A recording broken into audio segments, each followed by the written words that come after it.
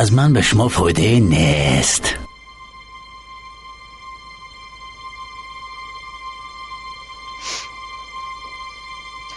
این طور باشد من به تو یک سیرم رو میگویم.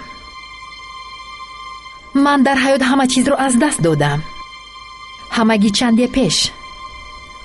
دردی من نوست. میدونی من چی گفتن میخواهم؟ من دیگر چیزی از دست میدادگی ندارم.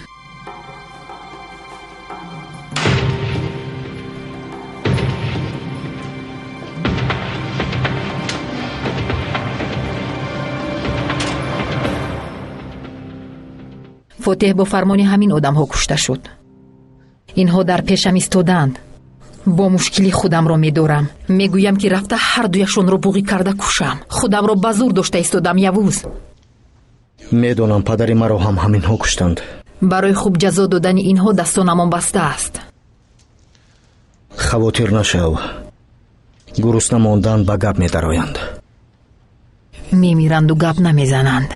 اگر بمیرند هم بگذار از دست ما بمیرند، نه اینکه گویند که از گرسنگی مردند.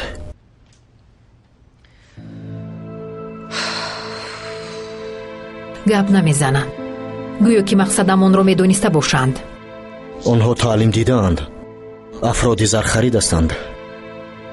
یک عمر تعلیم میگیرند تا که گناهی کرده اشان را به کله نگیرند. پس چیکار میکنی؟ اگر کمی شکنجه دهیم به گپ میدرآیند، ولی این کار را به عهده من نگذارید. شکنجه فایده میکند؟ در سرت یگان فکر هست؟ بله. انیخترش کاسه صبرم لبریز شد. مدام درگن چیزی نمیگوید او به ما در کار نیست. ایلم ایستو. ایلم در اکشا. ببخش یوز. به عقلی نکن. کریرت رو ویران میکنی ایلم. من میدونم که تو او رو با دستانی خودت کشتن میخوایی، ولی بس است بس. نمیگذارم که این پلید با ما بازی کند. فهما در اکشا.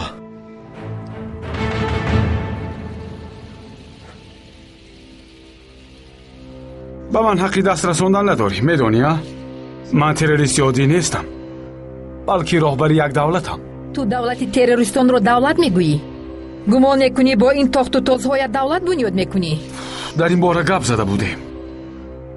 بله گپ زده بودیم. ایلم در کشا. ایلم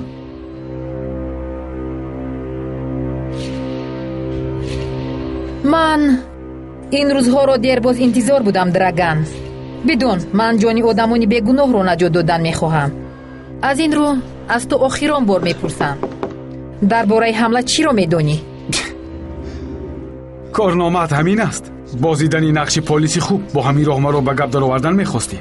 ببخش مرا، اما تو بسیار ضعیف هستی، بسیار.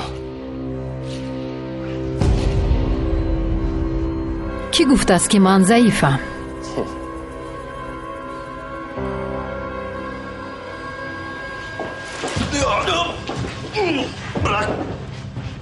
گپ زن.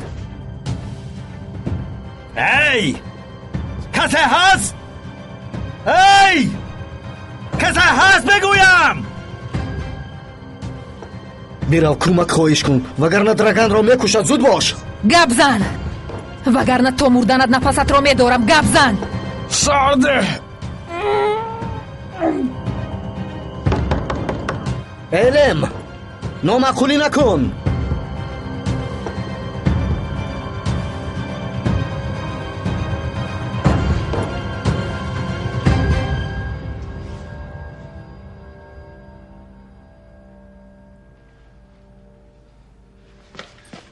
زودتر کشایید.